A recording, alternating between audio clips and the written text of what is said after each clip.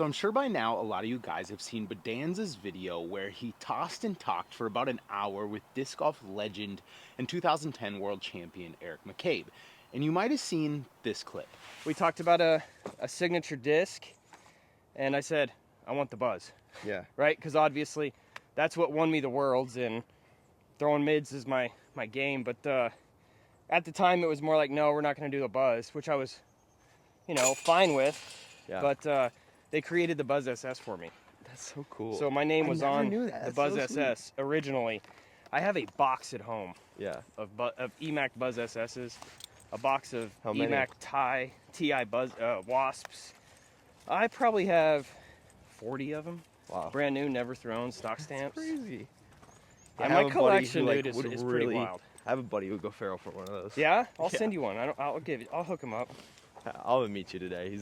He throws Buzzz SS's all over the place. Like Oh, that's nice. like one of his main discs on his channel. Nice. If you haven't seen that video, definitely go check it out. It's a great piece of disc golf history. I really think you'll enjoy it. But that friend that Bedanza was talking about, well, that was me. And these are Buzzz SS's that Eric McCabe sent me. I actually had a chance to talk with him also at Disc South for a little bit on Sunday when things were kind of winding down. I went over there. I said, hey man, I heard you got a box of Buzzz SS's, and we started chatting. Super nice guy. He actually gave me one of his new retooled Truths as well. And you'll actually be seeing a video later on of me comparing EMAC's new Truth to my Metal Flake Ultra, because they actually are really close together in stability, especially on the backhand. But today we're talking all things Buzzz SS. Eric McCabe, the guy that they made the Buzzz SS for. We'll call him the first most famous Buzzz SS thrower in the world, and I'm gonna go ahead and call myself the second, because I think I've brought more awareness to the Buzzz SS than anybody else. And a lot of you have probably seen this Buzzz SS. I've thrown it for quite a few years now. It's super beat up. It's absolutely beautiful. It's kind of getting to the point though where it's a little too flippy, or at least it's just a guaranteed right turn unless you really pop it on some hyzer. So honestly, it was a perfect time to get my hands on a couple new Buzzz SS's. There's 3 keys to disc golf: driving, approaching, and putting. You need all 3 to do this disc sport. We'll start out with my Buzzz SS here. Give it a nice toss, little turnover. Stable up and go in. That's a good start. No, straight into the tree route. Yeah. Money. No putts, all tosses in today's cinema. Just keeping her simple. I'm just like right now in disc golf, I feel like not many things have got me that exciting other than sunny days with good weather like we have today. It's still a little chilly. And then like getting my hands on something special like this. I can't thank EMAC enough. Hopefully you're watching this. It's just such a good disc, guys. You've heard me talk about the Buzzz SS so many times over the last couple of years. And it's truly because I just think it's the best mid-range ever made. Not to mention a beautiful hand feel. They're available in so many different plastics. If you'd like to go grab one, I think Power Grip USA has a few stock Z ones left. Use code Broderick10. That'll save you 10%. Kicks back directly to me as well. One of the main reasons I love the Buzzz SS so much is because I'm a hyzer flip player, and this game just fits my throw. I can really do whatever I want with it depending on the stability of Buzzz SS I get. For the longest time, I actually didn't even bag a Buzzz. I just bagged like a nice domey stable Buzzz SS, and I might actually be going back to that moving into this season.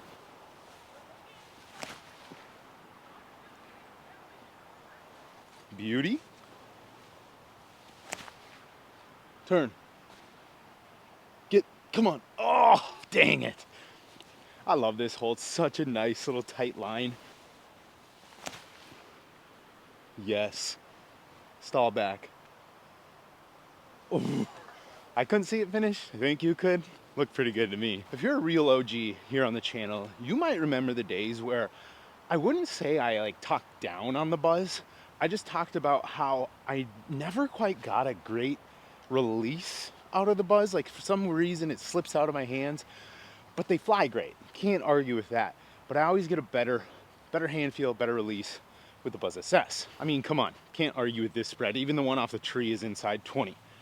But I guess my point being, I started throwing buzzes, you know, last year, and they flew great, but I never quite lost that slip out issue, and I never quite felt completely comfortable. And the Buzzz slowly kind of kicked out the stable Buzzz SS that I would normally carry in my bag, which is fine. I carry a lot of mid-ranges. Mid-ranges are my favorite disc to throw, and this one, you know, never left. It always had its place. It always did its job. And you guys may not have noticed because I feel like I haven't thrown my main bag that often in videos recently, but I've actually been messing around again with the stable Buzzz SS's in place of my Buzzes. The Buzzes haven't been in the bag. It's been kind of my straighter run of Ultra with a stable Buzzz SS, and you kind of just, it kind of covers like all your bases. And I don't know, I guess having these fresh Buzzz SS's straight from the legend, the man himself, it gives me all the more reason to just put these right in the bag and throw them.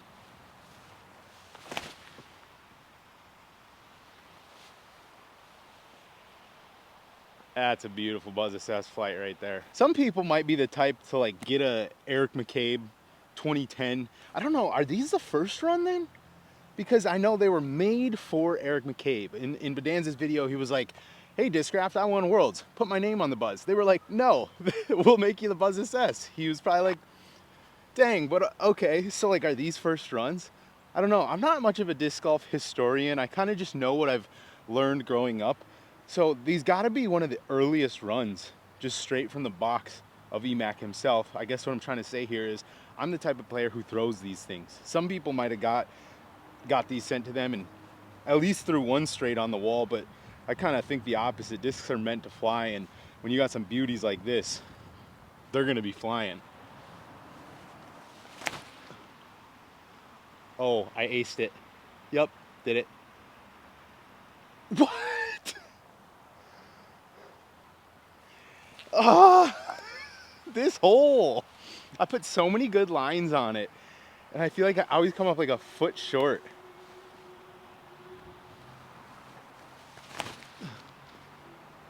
Oh no, that heady got me on that. Tried to hang it wider. You know, honestly, that domey one might be a little less stable than the other domey ones that I have. So I counted the other night actually. I was organizing all my discs.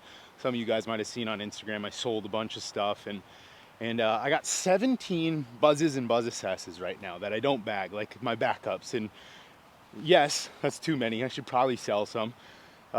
Two, that is the first domey one. We got a headwind here, I'll be honest. It's probably like a 10, 12 mile an hour headwind. It's kind of windy today. But that's the first domey Buzzz SS I've had that I feel like actually isn't that stable, which is interesting. So we'll see. Maybe only one of these makes the bag, because I would have liked to have like a domey stable from Emac and then the nice green flat one. But maybe we'll have to put one of my other stable ones in. I don't know. We're just kind of knocking the rust off these things. They've been in a box for probably, what, 15 years now? So let's take a quick look at these things, guys. Absolute beauties. I mean, come on. The lime green with the white. You can't really beat the OG white Discraft stamps. Just looks so good. Beautiful profile. And this one 100% is going in the bag, just based on the looks. When it comes to throwing mid-ranges at Cornwall, this is the hole that you just look forward to. 282, slightly uphill. Beautiful, dead straight. Hit a little hyzer flip. Oh, it's so nice. Little bit of flip on it. Okay. Let's try to hit that same line. Just a little more stability. Oh, what? That was horrible. Watch it be so bad it's good. It's gonna go back door. That's circle one. That's not even circle one. That's 19 feet. Yes. Come on. Oh, that's also a beauty though. Man. Could have definitely been worse. I said 19 feet. That's like 8 feet. This one's probably about 19 feet.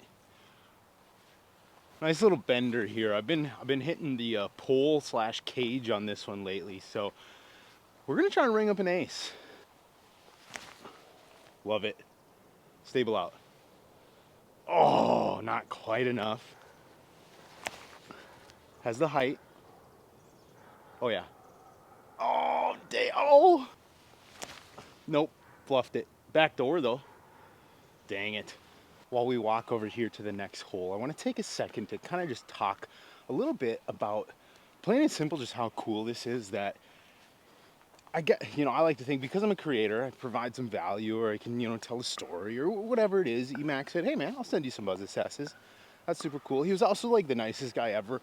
So honestly, I'm sure if anyone else was like, hey, I heard you got Buzzz SS's, I love them, will you send me some?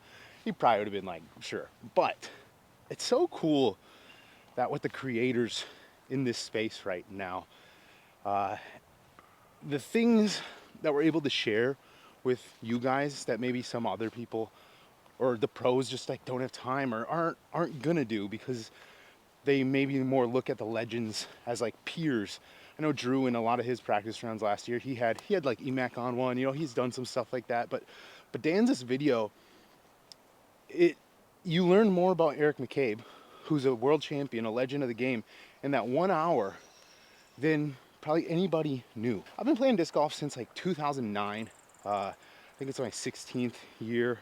And so Eric McCabe won Worlds, right as I pretty much began playing. And I wouldn't say I necessarily have like a depth of knowledge on all things disc golf, but just being around the game and, pretty much being obsessed with it for over half of my life, I know more than most disc golfers, I would say, just because I've been in it and I've been doing it for so long. But with the influx of, so many new players over the last 4, 5, 6 years, so many of you don't know these legends. Eric McCabe, Ken Climo, Will Shoestrick, all these old school players. And I think it's so cool that with the media right now, we're finally getting these opportunities to learn about these players, because they're why we're where we're at now, and their stories are so grassroots that it's just, I don't know, it reminds me of when I started playing and like the nostalgia and like why I kept playing this game, and like the thoughts and ideas of when it first started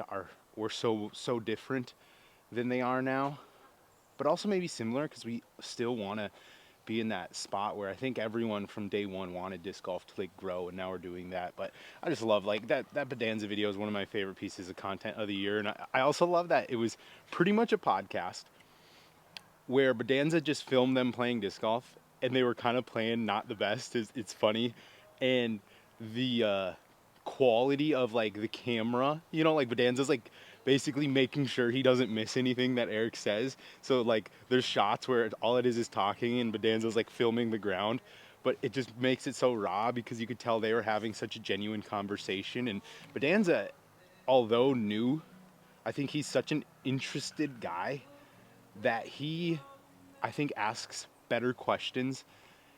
And maybe because he truly does want to learn. He's so new to the sport, but he wants to know all the past things about it, I guess, or all the stories of the past. And I just think the way he asked these questions was better than anyone else does it.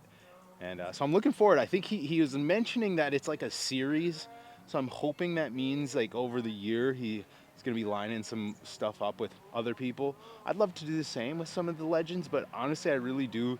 I think Danza has a he thinks of better questions, that's for sure. He's just so he's a smart guy. I don't know, let's throw some more. Normally, if I'm out here and the leaf blower park worker starts going, I get so pissed off.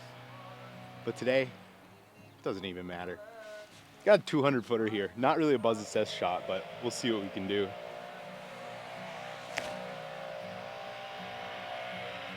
We're just gonna be lacing it at the basket to try and ace.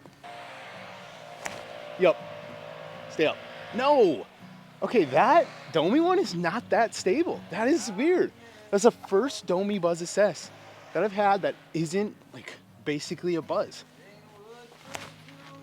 Ah! Oh, I babied it. Too much. There it is. Oh, a little short. The beloved hole number 8, otherwise known as another one of my favorite ace run holes out here. Oh, dang it. Out of my hand, really liked it, and then I remembered that one's super beat up and is never gonna hyzer. Bro, one more chance to not fail, you guys. Now stable. What the? I kind of think my record on this hole over the last few videos out here, it was too good. I was lacing this line and Cornwall had to humble me today. Not give me a single Peterman Parker. It's all right, can't win them all. Well, we made it to hole 9. Hope you enjoyed that one. This is one of them videos where it's a little bit more for me than it is for you maybe, but I hope you enjoy it. You know, we're just chucking my favorite disc on a beautiful little track and trying to ring up aces, really. And simple, you know. I swear they need to trim up the ceiling a little though, because they're throwing some nice lines that don't quite do it.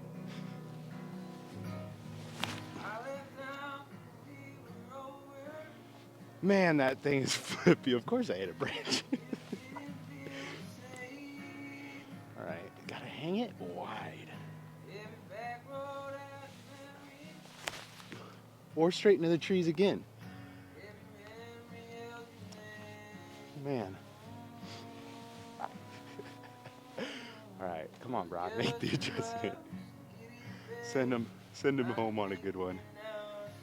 On an ace. Yep. Nope. Thanks for watching. See you in the next one. Shout out Mac. You're the GOAT. One of the GOATs. So many GOATs in this sport. You know, the thing is, this hole is actually not that hard if all you want to do is slide it up for the birdie. Because you can just throw it straight into the wood chips with a straight disc and it just slides right up. But to actually get it to fly into the basket, you have to just miss that ceiling. And usually you just hit it. They should trim it up a couple feet. It'd be nice. Like, come on. What is this? Freaking, yeah. Creator of Frisbee Club, The man, motherfuckers. the man, the myth. And right here, I have a frisbee bag. It holds all my frisbees, the ones I like.